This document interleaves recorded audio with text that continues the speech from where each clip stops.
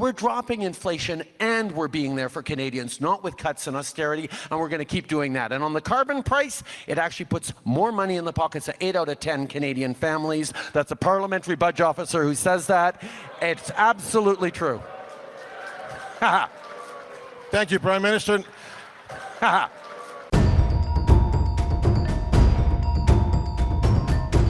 Good evening. You're watching government-funded news. A shocking new report from one of Canada's intelligence watchdogs suggests that some parliamentarians may have wittingly aided foreign state actors of India and China meddle in Canadian politics. The National Security and Intelligence Committee of Parliamentarians tabled a heavily redacted report on Monday, which accused the Trudeau Liberals of failing to act on multiple warnings of foreign interference threats from China in Canadian elections. And, oh, wait a minute. Shouldn't that say Trudeau bravely handled the threats in the most inclusive way possible?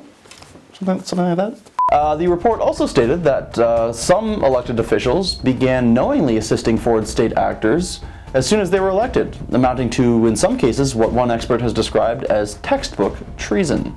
A good chance I may have committed some light treason. Oh my God. Who committed treason? We don't know. What? Why not? Well, the RCMP would prosecute any member of parliament who released the names, so they're not going to do it. Wait, are you telling me Canadian police would prosecute a Canadian member of parliament for exposing treason? Yes. That's fucking retarded. That doesn't make sense. Well, it's officially Pride Month, or as it's known in most of the world, June. Of course, the veterans only get one day, but sure, let's give the queers a whole month. Hey, they like being called that. Of course, to mark the beginning of the month, Prime Minister Justin Trudeau took part in the ritualistic flag-raising ceremony, which is all about inclusion, except it literally doesn't include him, a straight white male, and gay rights. Except they literally have all the same rights that we have, so I don't even...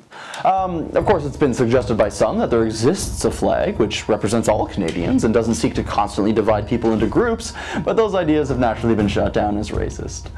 The Prime Minister was also eager to announce an additional $1.5 million in taxpayer funds for extra security at Pride-related events. Perhaps this has something to do with the surprisingly precipitous drop in public support for alphabet-related causes. Maybe we're not showing kids enough drag queens on TV. Yeah, that's probably it. Why are you nervous? But I meant, like, I've never met anyone that's not. I can't really explain. Is this your first time seeing a drag queen? Yes. How does that make you feel? Excited, but a little bit nervous. The CBC ruffled a few feathers by choosing to not air Game 6 of the Edmonton Oilers' semi-final Stanley Cup playoff series against the Dallas Stars, instead choosing to show the Canadian Screen Awards and a Just for Laughs comedy special rerun. Well, maybe the Screen Awards were really entertaining. What were they like? Hi, I'm Mae Martin, and I cannot tell you how stoked I am to get a bunch of selfies with celebs at the Canadian Screen Awards. I mean, I can't tell you how excited I am to host the awards. That is the main and most important thing.